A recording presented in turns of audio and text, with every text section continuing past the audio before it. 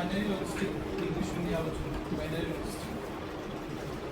Binary logistic কখন use করা হয় কেউ বলতে পারবা? তোমাদের সাথে ক্লাসে আমি অনেকবার আলোচনা করছি। যারা আজকে আসে নাই পরীক্ষার হলে কেউ যদি কান্নাকাটি করে আমি কিন্তু এটা মানব না।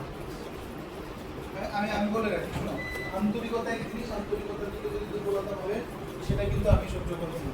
আমাকে বুঝতে হবে যে আমি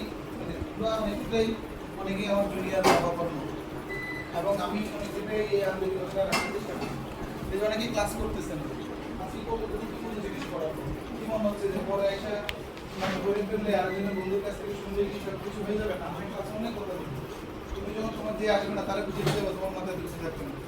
তো যারা আসতেছে না তারা পরিচালনা কারণে রিপোর্টও কিন্তু আমি তোমাদের দায়িত্ব। পরীক্ষা হলে আমি তোমাদেরকে চিনি না, টেকনিক্যাল ইস্যু ছাড়া আমি তোমাদেরকে অনেক কিছু এটা বলে রাখছি। কষ্ট করে শিখাচ্ছি, এত ডিটেলসে কেউ যাবেও না, জানাচ্ছি কারণ তোমাদের প্রয়োজন।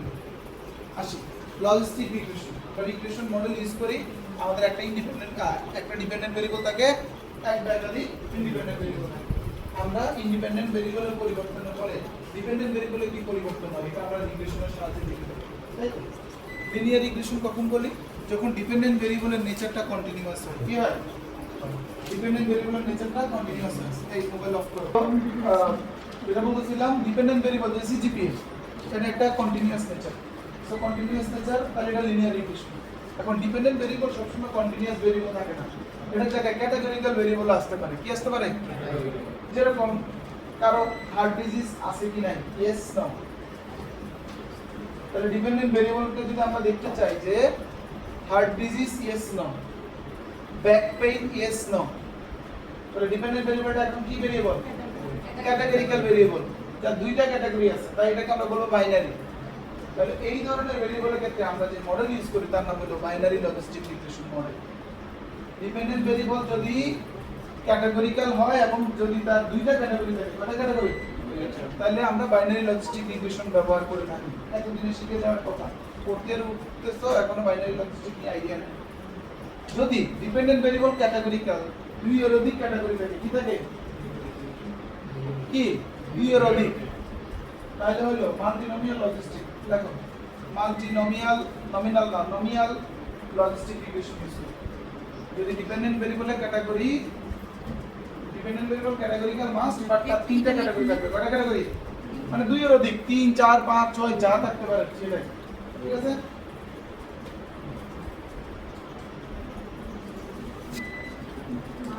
যখন ডিপেন্ডেন্ট ভেরিয়েবলে একাধিক ক্যাটাগরি থাকে, একটি ক্ষেত্রে বাইনারি ইউজ করবে। যদি আরেকটা বিষয়, এই মাল্টিনোমিয়াল লজিস্টিক রিগ্রেশনের আরেকটা নাম আছে। যদি এই যে ক্যাটাগরিগুলো, এগুলোর মধ্যে একটা অর্ডার থাকে, কি থাকে? হাই, লো, হাই, মিডিয়াম, লো, তিনটা ক্যাটাগরি আছে। যে কারো নলেজ, ডিপেন্ডেন্ট ভেরিয়েবলটা হলো নলেজ। ডিপেন্ডেন্ট ভেরিয়েবল কি? ধরো ডায়াবেটিস নলেজ, এটা একটা ডিপেন্ডেন্ট ভেরিয়েবল। আমরা হাই, মডারেট, লো তিনটা ক্যাটাগরিতে ভাগ করলাম। তাহলে এখানে ক্যাটাগরিগুলোর মধ্যে কি একটা অর্ডার আছে না? তখন আমরা এটার নাম বলি অর্ডিনাল লজিস্টিক। অর্ডিনাল লজিস্টিক, আসো, অর্ডিনাল লজিস্টিক, অর্ডিনাল। দুইয়ের অধিক ক্যাটাগরিতে মাল্টিনোমিয়াল লজিস্টিক।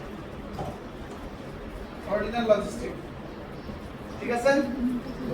এই যে লজিস্টিক রিগ্রেশন, মাল্টিনোমিয়াল লজিস্টিক রিগ্রেশন পারে, তার জন্য মানে আর রিসার্চের টেনশন করা দরকার নেই, ঠিক আছে? ওকে, লিনিয়ার রিগ্রেশনে মডেলে আমরা কি পাই বলো তো? রিগ্রেশন মডেল ফিট করার পর আমরা কি পাই? যে ভ্যালুগুলো পাই এগুলোর নাম কি? রিগ্রেশন, হ্যাঁ, এস্টিমেটেড ভ্যালু, এগুলোর নাম আছে। এস্টিমেটেড ভ্যালু তো এটা এস্টিমেট করার পরে, বাট এদের ইন জেনারেল নাম কি? Regression coefficient, beta. এগুলা কি? Beta 1, beta 2, beta 3। x1 ভেরিয়েবলের জন্য বিটা 1, x2 ভেরিয়েবলের জন্য বিটা 2। এগুলাকে আমরা এস্টিমেট করি। রিগ্রেশন কোএফিশিয়েন্টকে আমরা এস্টিমেট করি বিটাকে। বাট আওয়াজ করতেছে এটা মনে রাখ করে।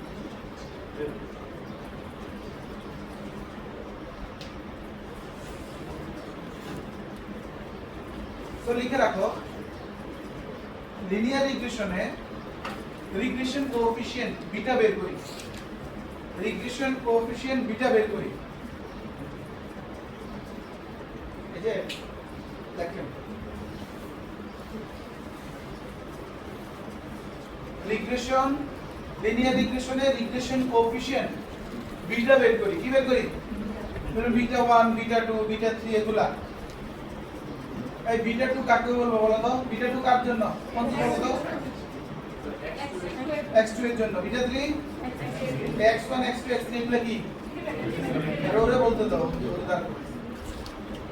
এটা আমি বলো তো? বিটা 1 বিটা 2 বিটা 3 এগুলা কার জন্য পাওয়া যায়? এগুলা কি x1 x2 x3 কি? ভেরিয়েবল। কি ভেরিয়েবল? এগুলা কোথায় ব্যবহার করা হয়?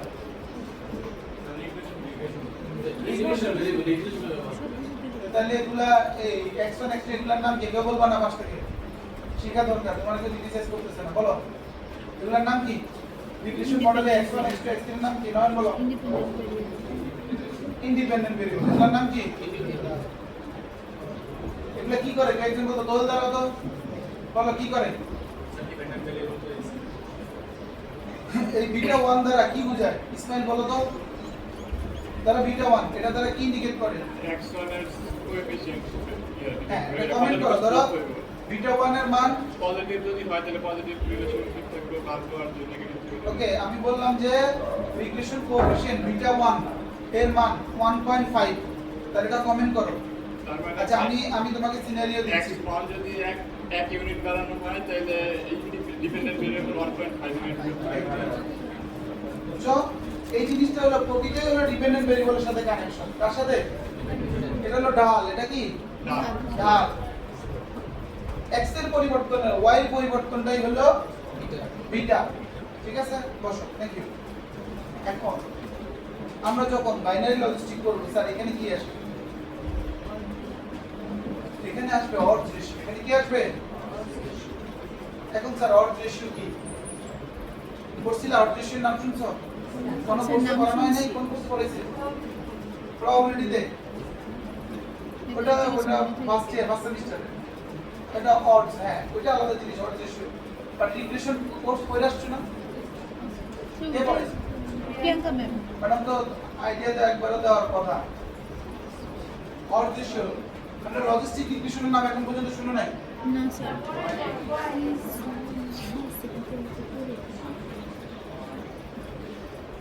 যাই হোক, শুনবা কোথায় জানো? দুই জায়গায় শুনবা। এক হলো যখন বাই স্ট্যাটিস্টিক্স নামে একটা কোর্স আসবে, সেখানটা প্রথম দিকে শুনবা। আর যাই হোক, আসি আমি। দেখো অডস রেশিও ইকুয়াল, হ্যাঁ,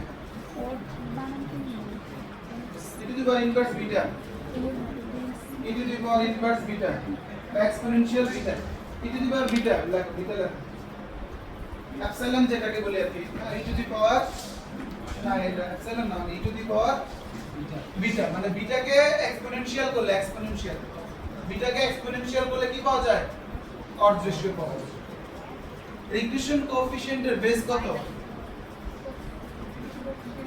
বেস কত? বেস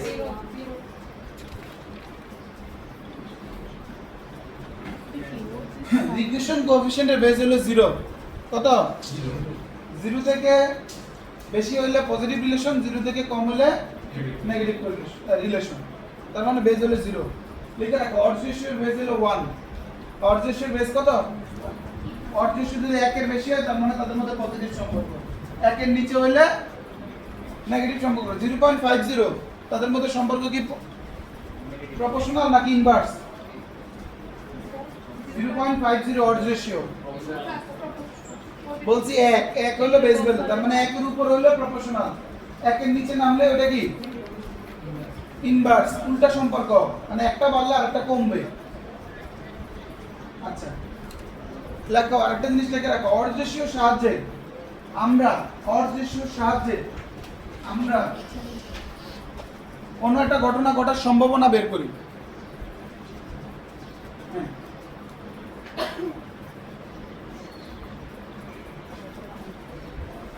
সেটা হলো না হওয়ার চেয়ে হওয়ার সম্ভাবনা। লিখে রাখো এই কথাটা, না হওয়ার চেয়ে হওয়ার সম্ভাবনা।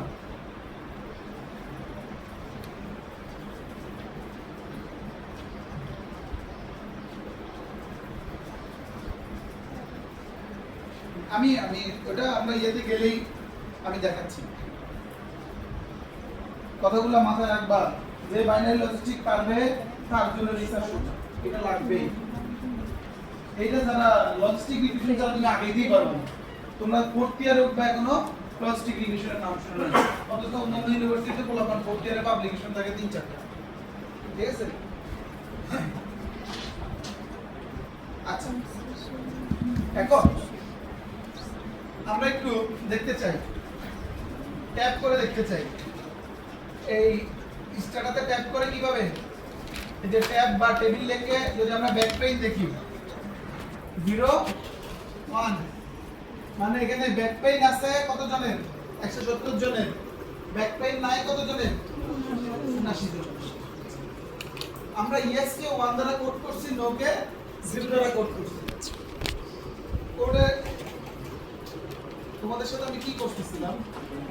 আচ্ছা দেখো, লজিক ডিপেন্ডেন্ট ভেরিয়েবলটাকে আগে দিতে হয়, যেটা নিয়ম। লজিক মানে হলো লজিস্টিক রিগ্রেশন, ঠিক আছে? আচ্ছা, আমরা কোডটাতে যাওয়ার আগে আমরা একটা কাজ করি। আগে সবগুলার ক্যাটাগরি কয়টা এটা আমরা একটু দেখতে চাই। এইচ ক্যাটাগরি কয়টা ক্যাটাগরি আছে? এই কয়টা ক্যাটাগরি আছে?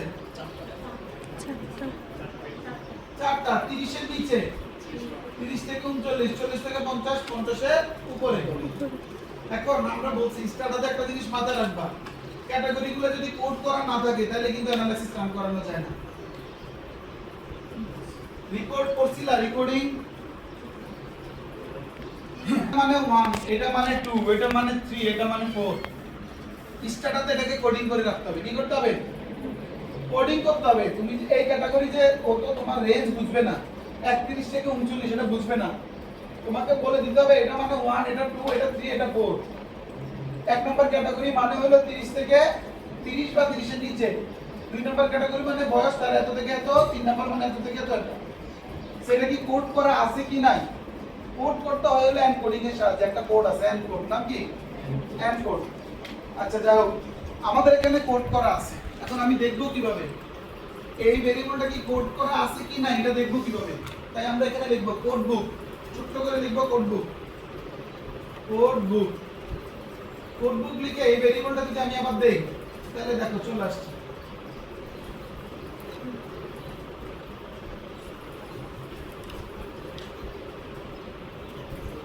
দেখছো? এই যে এইটাকে কত নাম্বার নিউমেরিক সংখ্যা দ্বারা প্রকাশ করতে? 1। এটা কি 2, এটা 3, এটা 4। স্ট্যাটাস সফটওয়্যার শুধু এই জিনিসটা দেখবে, এটা হলো তার নাম দিছি আমরা, এটা লেভেল। এটা দেখবে না সে দেখবে হলো এই ক্যাটাগরিটা, সেই অনুযায়ী রেজাল্ট দিবে তোমাকে। সেম ভাবে আমরা যদি এই যে ওয়ার্কিং ইয়ার দেখতে চাই, ওয়ার্কিং ইয়ার বা ওয়ার্কিং ডেজ, আমরা যদি কোড বুক দেখি, কোড বুক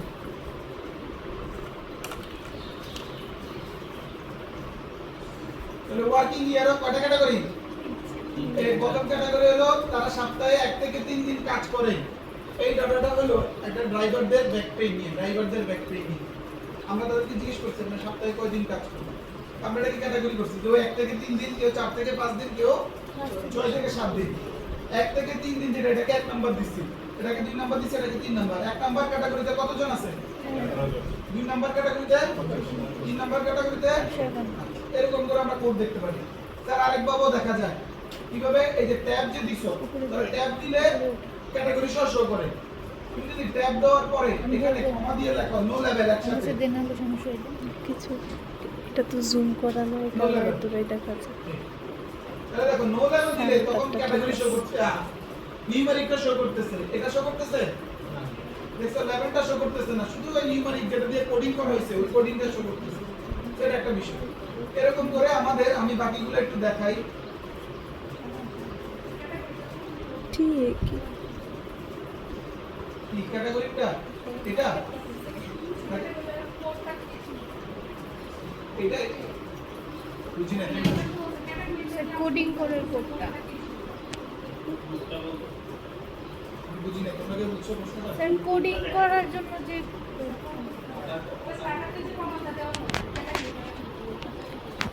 কোডিংটা ট্যাব শুধু ট্যাব এই যে ট্যাব এই দিলে হয় টিএইচ, তাহলে এটা কোনটা শো করবে? এতটুকুই। টিএ মানে টেবিল, এটা টেবিল আকারে আসছে না? টিএ মানে টেবিল, তুমি টিএ লেখো, টিএবি লেখো, টেবিল লেখো, একই উত্তর আসবে। দেখো ট্যাব লেখি, দেখো একই আসছে। ওইটা শিখানো হয় না তোমাদের? ভুলে গেছি।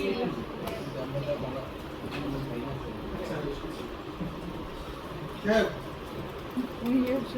তো আমাদের এখানে হাইপারটেনশন ইয়েস নো ক্যাটাগরিতে আছে। আচ্ছা ওয়ার্কিং আওয়ার, আমরা ওয়ার্কিং আওয়ারটাকে একটু দেখি কয় ঘন্টা ডাটাটা কি বলতেছে। ওয়ার্কিং আওয়ার, আমার মিটিং আছে, তাই করো তোমরা তাই করো। একটা কি অ্যানালাইসিস দেখাবো ভাবছিলাম। ওকে যাই হোক আমরা যাই। এখানে দৈনিক কাজ করে কেউ কত করে 8 ঘন্টা বাদ, তার নিচে আছে কতজন? 46 জন। 9 থেকে 14 ঘন্টা 158 জন। এবং 14 আওয়ার আছে এতজন। আরেকটা দেখি আমরা, সেটা হলো ভেহিকল টাইপ, কে কোন ধরনের গাড়ি চালায় এটা একটু দেখি। এই যে ভেহিকল টাইপ, বাস চালায় 107 জন, অন্যান্য চালায় 42 জন, ট্রাক চালায় কতজন? 100 জন। ওকে, এবার আমরা আমাদের কোডে আসি। কোডটা হলো এইটা, আমি কোডটা দিয়ে দিব।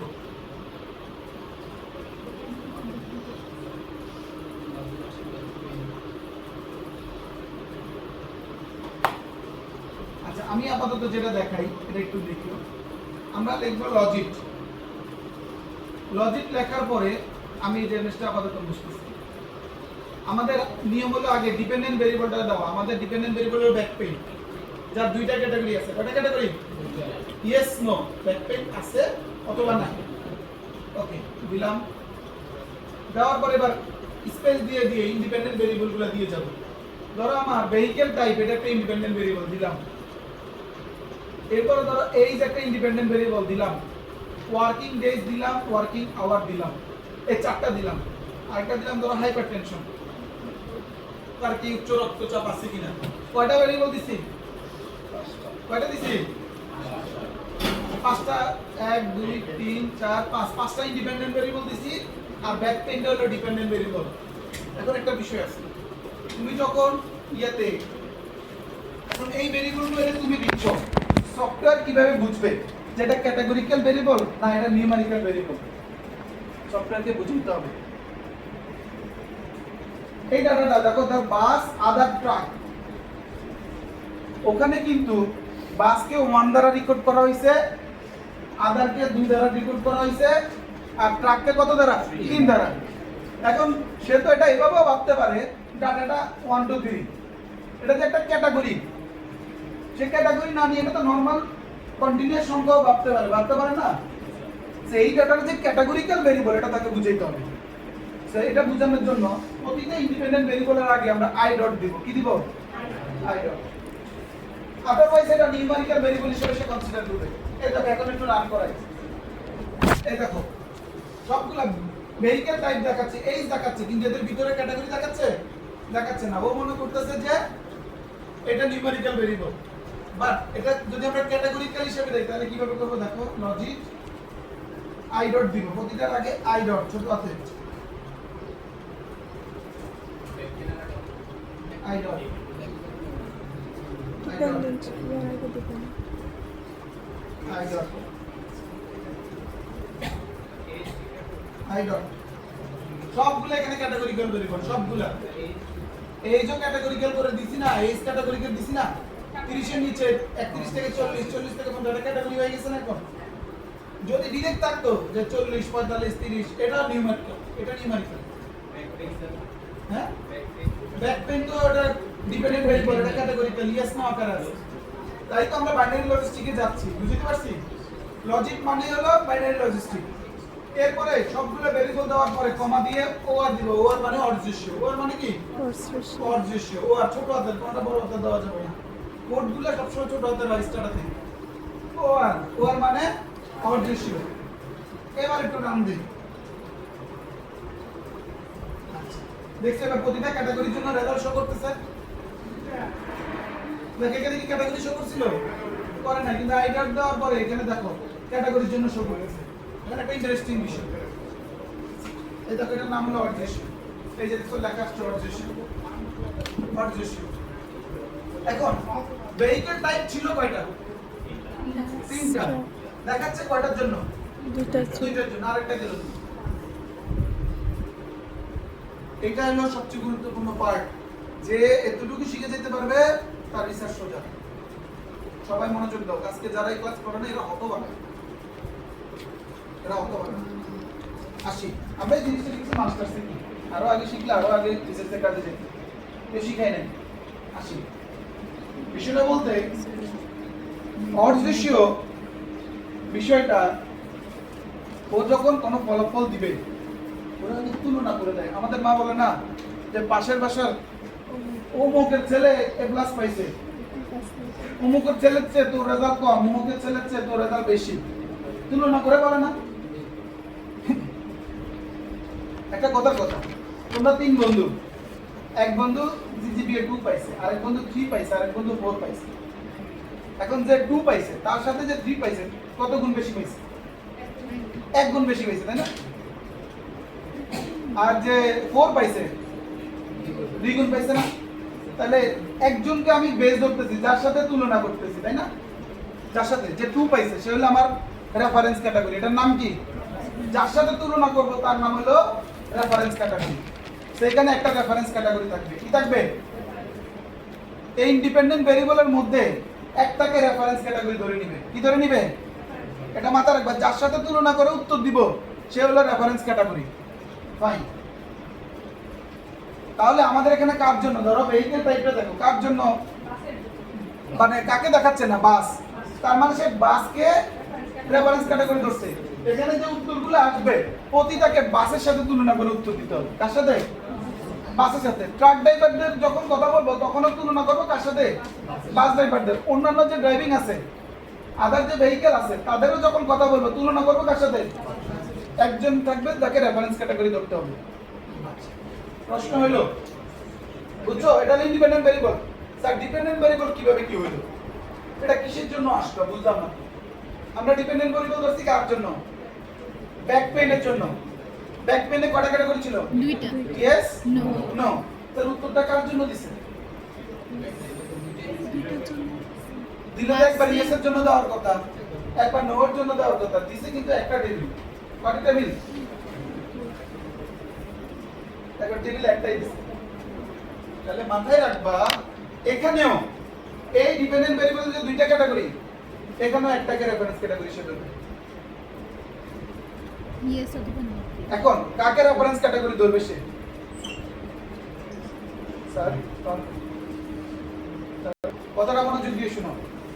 2টা ক্যাটাগরি ছিল, আমি বলছি না হওয়ার চেয়ে হওয়ার সম্ভাবনা, না হওয়ার চেয়ে।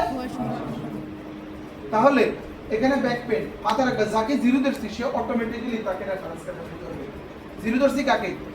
ব্যাক পেন নো, তাই না? আমরা দেখছিলাম না আমাদের যখন করছিলাম, ব্যাক পেন ইয়েস কে 1 দ্বারা কোড করছিলাম, ব্যাক পেন নো কে কি দ্বারা কোড করছিলাম? তার মানে সে অটোমেটিক্যালি 0 কে রেফারেন্স ক্যাটাগরি ধরবে। 1 এর জন্য উত্তর দিবে, 1 কে ব্যাক পেন ইয়েস। তার মানে এই উত্তরটা যে দিছে এটা কার জন্য? ব্যাক পেন ইয়েস এর জন্য। ব্যাক পেন ইয়েস এর জন্য দিছে। মাথা রাখবা কিন্তু মাল্টিনোমিয়াল যখন করব যেখানে 2 এর অধিক ক্যাটাগরি থাকবে, ওখানেও সে যদি 3টা ক্যাটাগরি থাকে ওর মধ্যে ডিপেন্ডেন্ট ভেরিয়েবলের একটাকে সে রেফারেন্স ক্যাটাগরি ধরবে, বাকি 2টার জন্য উত্তর দিবে। আচ্ছা আমি না পেঁচাই, আমাদের এখানে 2টা ক্যাটাগরি ছিল, ইয়েস নো। নো কে সে রেফারেন্স ক্যাটাগরি ধরছে, ইয়েস কে সে ইয়েস এর জন্য উত্তর দিছে। এই টেবিলটা হলো ইয়েস এর জন্য। এবার এখান থেকে কমেন্ট করব কিভাবে? আমরা আগে দেখব এই ক্যাটাগরির মধ্যে কোন ক্যাটাগরিটা সিগনিফিকেন্ট। কোন ক্যাটাগরিটা সিগনিফিকেন্ট দেখো তো। এবার বল কি ভ্যালুর মান?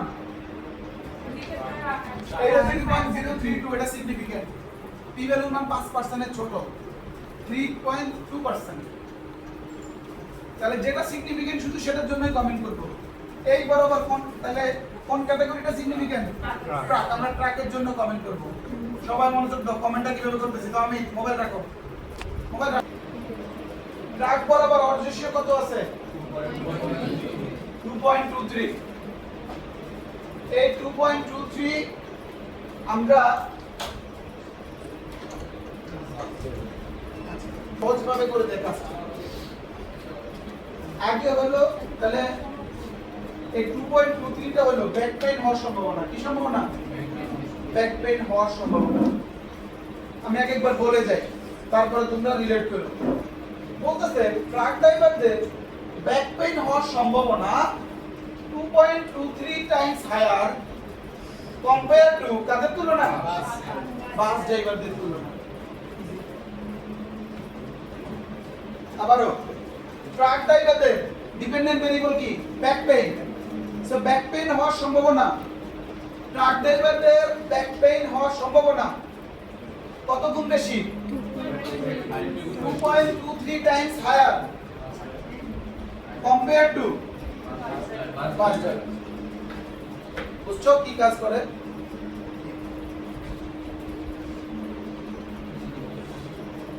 এখানে দেখো এইটা একটা বিষয় working hour same working hour 9 থেকে 14 ঘন্টা কোনটা দেয় নাই তিনটা ক্যাটাগরি ছিল 9 এর কম তার জন্য রেজাল্ট দেয় নাই তার মানে সে কি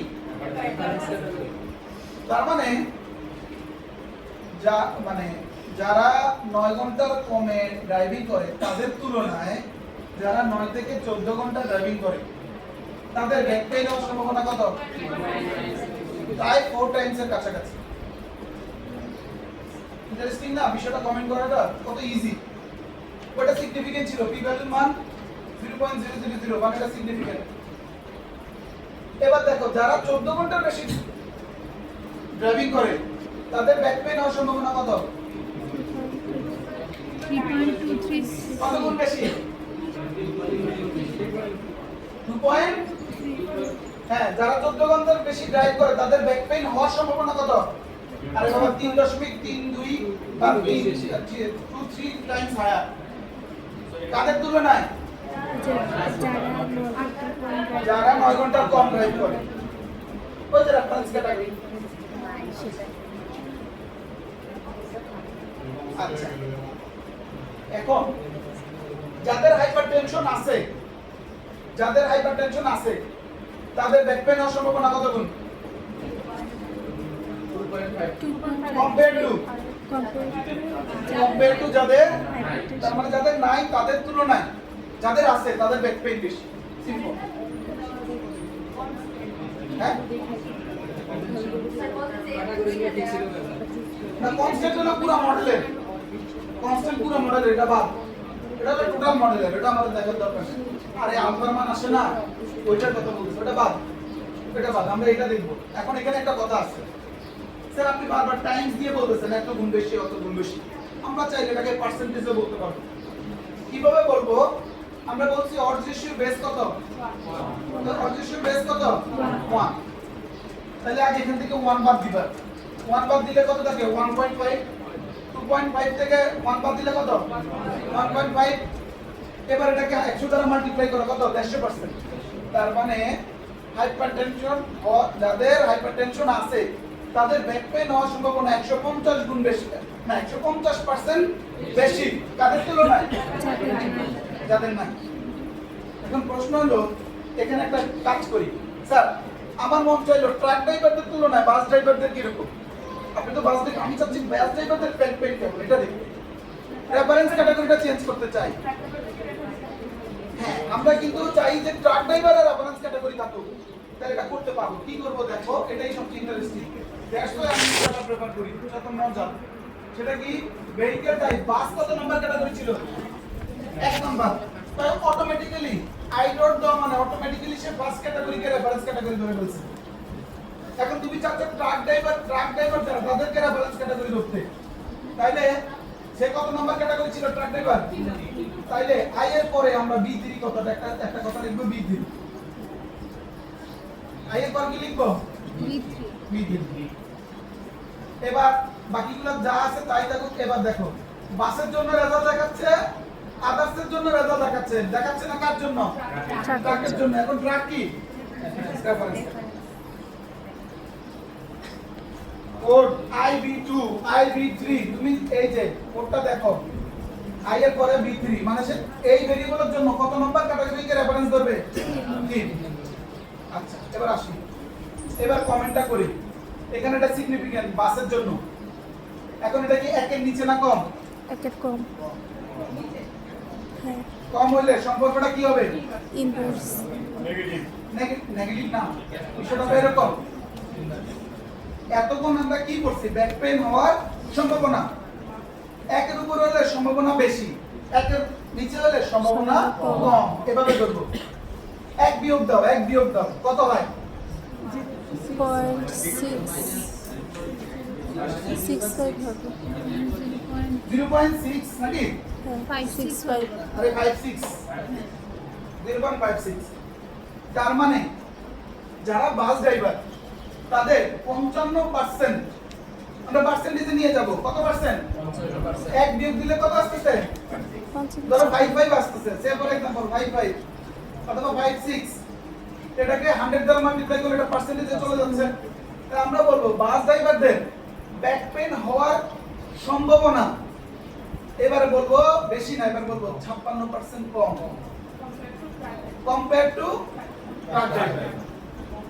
বুঝছো? একের নিচে নেমে গেলে সম্ভাবনাটা হবে কম, একের উপরে হলে হবে সম্ভাবনা বেশি। এই সিম্পল এতটুকু। একের নিচে হলে সম্ভাবনা কম, একের উপরে হলে সম্ভাবনা বেশি। এই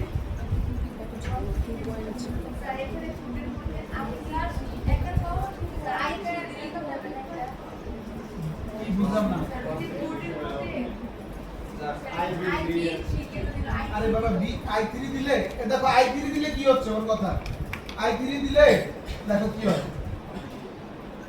শুধু 3 নাম্বার ক্যাটাগরির জন্য শো করতেছে। কি হবে? i3 মানে তুমি একটা ক্যাটাগরির জন্য দিবে। দ্বিতীয় উত্তর কার জন্য আসবে? একটা ক্যাটাগরি। বাকি দুইটা ক্যাটাগরি দেখাচ্ছে? দেখাচ্ছে। ওই দুইটা ক্যাটাগরির সাপেক্ষে এটা ধরবে না। i3 তার মানে স্পেসিফিক ভাবে বলা, বুঝছো? i3 মানে তুমি একটার জন্য দেখতে চাচ্ছ, বাকি দুইটা সাপেক্ষে, বাকি দুইটা সাপেক্ষে এটাকে দেখতে চাচ্ছ। This is i3।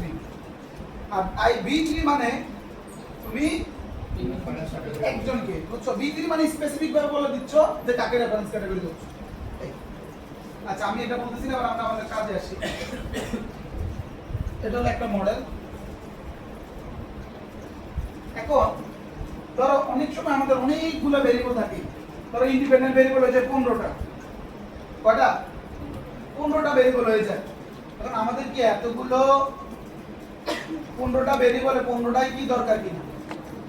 ধরো আমি চাচ্ছি যে সিজিপি এর উপর স্টাডি আওয়ারের ইমপ্যাক্ট, এরকম করে আরো অনেক বিষয়ের ইমপ্যাক্ট দেখতে চাই। কোন বন্ধুর সাথে ঘুরতে গেছো, এটার ইমপ্যাক্ট কি দেখা দরকার আছে? বা এই ভেরিয়েবলটা রাখলে মডেলের কি উপকার হয় না ক্ষতি হয়, এটা আমাদেরকে বুঝতে হবে।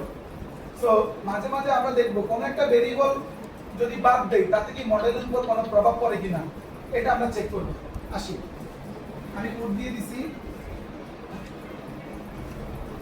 স্যার আসসালামু আলাইকুম, একটা মিনিট আমাকে একটু টাইম দেন। ধরো এখানে আমরা টোটাল মডেলটা রান করাইছি। দেখো টোটাল মডেলটা রান করাইছি। এখানে এটা হলো আমাদের মডেল।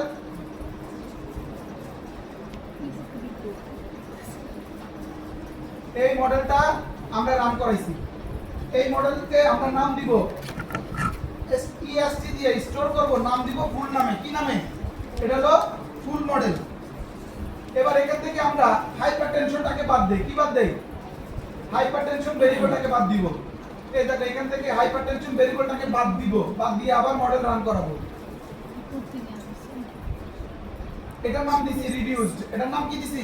রিডিউসড। হাইপারটেনশন সহ যে মডেলটা রান করছি এটা হলো ফুল মডেল, আর হাইপারটেনশন বাদ দিয়ে যে মডেলটা রান করছি এটা কি? রিডিউসড। এখন এই হাইপারটেনশন বাদ দেওয়ার কারণে মডেলের উপর কোনো প্রভাব পড়ছে কিনা সেটা আমরা দেখব। প্রভাব পড়া মানে কি? এই ভেরিয়েবলের গুরুত্ব আছে। প্রভাব না পড়া মানে কি? এই ভেরিয়েবলের গুরুত্ব না, তুমি একে বাদ দিতে পারবে। তাহলে আমরা শুধু এই কোডটা করব। এই যে error test, likelihood ratio test, নাম শুনছো না? হ্যাঁ এই হলো এরর টেস্ট। কোথায় কাজে লাগে দেখো। এই এরর টেস্ট ফুল মডেল, রিডিউসড মডেল, হাইপারটেনশন সহ, হাইপারটেনশন ছাড়া। এন্টার দেই। এই তো নালাবিদিন বলবে হাইপারটেনশনে পরিবর্তনের ফলে মডেলের উপর কোনো প্রভাব পড়ে না, বলবে যে কোনো সমস্যা নাই। অল্টারনেটিভ বলবে কি? সমস্যা আছে। কাকে অ্যাকসেপ্ট করব, কাকে রিজেক্ট করব? পি ভ্যালুর মান কত? নাও কি রিজেক্ট না অ্যাকসেপ্ট? রিজেক্ট, কারণ 5% এর ছোট। তার মানে হাইপারটেনশন বাদ দিলে মডেলের গতি হবে কি হবে না? হবে। এতটুকু। আরেকটা জিনিস দেখাইতে চাইছিলাম বেশিয়ানের, আজকে আর হচ্ছে না। এটা কালকে আসবা? স্যার